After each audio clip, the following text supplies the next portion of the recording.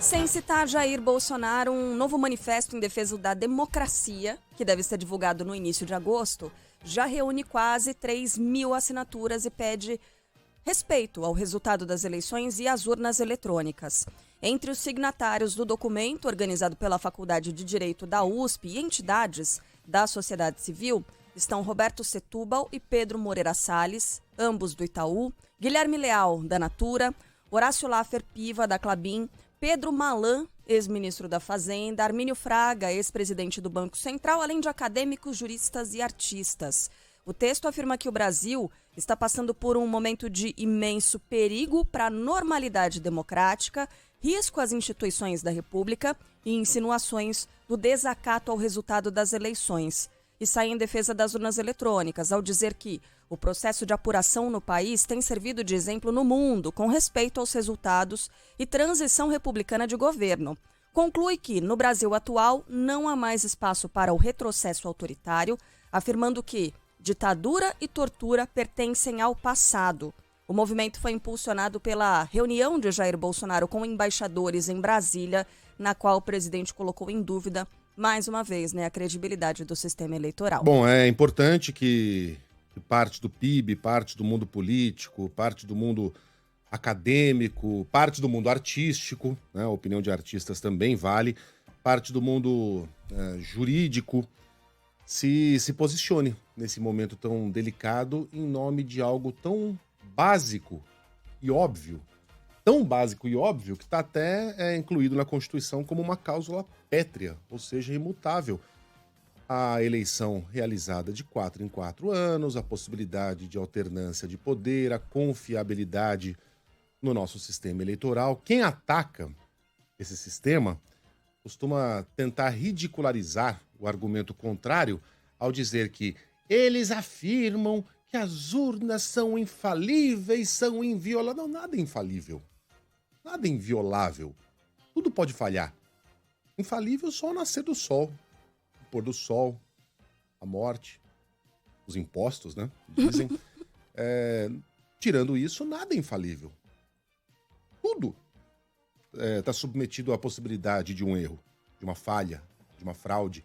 Ora, foguetes americanos, ônibus espaciais já explodiram.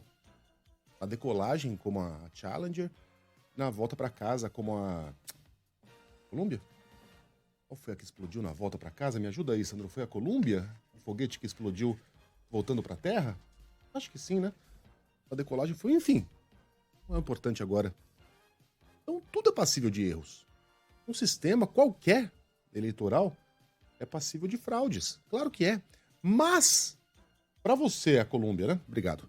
Mas para você adotar uma cantilena interminável a respeito da não confiabilidade desse sistema, você precisa de pelo menos um desses 2 itens a seguir.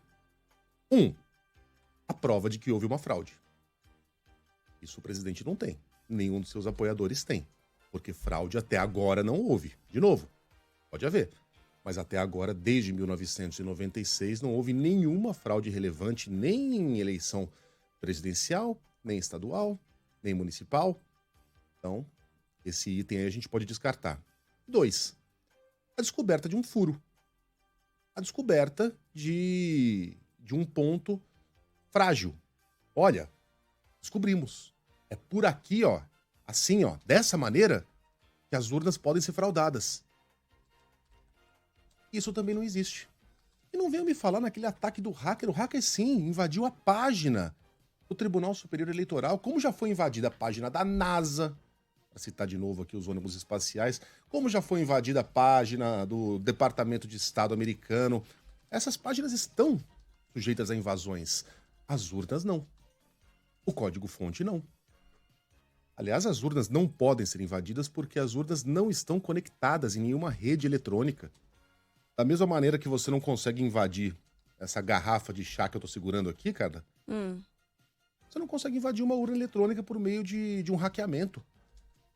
Então, quem ataca o sistema não tem em mãos nem a evidência de que já houve uma fraude um dia, quando o Bolsonaro fala que houve, ele mente, e nem uma fragilidade qualquer do sistema que possa ser apontada.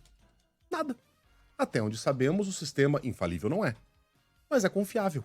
E não há nenhuma razão para que acreditemos que haverá uma fraude nesta eleição, como não houve em 2018, como não houve em 2014, tudo mais constante como não houve desde 1996. Então, a gente deveria nem estar falando a respeito desse assunto. Não mesmo. Mas infelizmente temos de falar. E parabéns a todos os 3.000 signatários desse manifesto em defesa de algo tão básico e tão importante pra gente, Deixa que é a eu democracia. só acrescentar aqui as mensagens de alguns ouvintes, que é algo recorrente, né? Como são 3 ou mais, vamos registrar. Tem ouvinte perguntando, mas por que é que a urna não é auditável? Não, a urna Ela é auditável, a gente costuma dizer. Mas por que não tem a impressão do voto? Tem a impressão dos boletins de urna, né? Isso é auditável. Mas aí tem alguns outros ouvintes falando, tá, mas e o voto impresso? Aí já não tem mais como nem discutir, né? Porque pense em imprimir voto, colocar impressora em todas as salas. Não tem nem cabimento a esse tipo de questionamento, de raciocínio. Não dá para levar isso para frente. Agora, a não ser que você, ouvinte, queira o voto de papel, que você faça um xizinho, deposite numa urna. É um retrocesso, acho que isso ninguém né? quer, né? Eu tenho a impressão que não também. Eu tenho a impressão que não, porque isso é voltar pro passado, né? Quando aí sim tinha fraude de montão. Tinha urna de sessões que eram mais favoráveis a determinado candidato e sumiam. Eram encontradas depois no lixão. Ou nunca eram encontradas porque foram jogadas num córrego, foram jogadas no mar, foram jogadas em rios, foram queimadas. Aí sim. Aí tinha fraude de montão. Ó, tem o Luiz, nosso ouvinte, escreve todos os dias pra cá. Às vezes ele discorda, muitas vezes ele discorda, mas ele é um cara legal, ele gosta de rock e tal. É um ouvinte massa nosso. Mas o que ele tá dizendo? Olha, o que eu quero, Carla, é um comprovante. Se eu faço uma transação bancária, eu tenho um comprovante, é a mesma coisa que eu quero. Ô Luiz, a nossa realidade, o Brasil é muito diverso, né? E tem regiões no Brasil em que as pessoas não têm liberdade total. Por exemplo, num ponto dominado pelo tráfico de drogas. As pessoas circulam pelas ruas, por exemplo, no momento em que os traficantes muitas vezes liberam, né? E você imagina uma área que é dominada pela criminalidade, a criminalidade eventualmente força as pessoas a votarem em determinado candidato. Você imagina? Esse é o comprovante, esse é o recibo que esses criminosos querem para chantagear as pessoas, para ameaçar as pessoas. O voto é secreto. Não tem que ter nada que indique em quem você votou, de jeito nenhum. Isso também é um retrocesso e coloca a segurança de muitas pessoas em risco. Aliás, então, não é isso que é aí proposto, não é nem isso que é proposto. Você não vai ter comprovante, Luiz. Isso não existe. Não, eu só estou respondendo ao Luiz aqui um questionamento que ele colocou. O que a gente costuma falar é a impressão do voto que você coloca numa urna e não sei o que lá. Eu não sei quem é que vai apurar essa urna com voto aí, porque eu não sou. Pelo amor de Deus, você imagina colocar mais gente para abrir aquela urna e ficar recontando o voto que é contado eletronicamente? Ah, não conte comigo para isso. Agora, é o seguinte, eu nem acho absurdo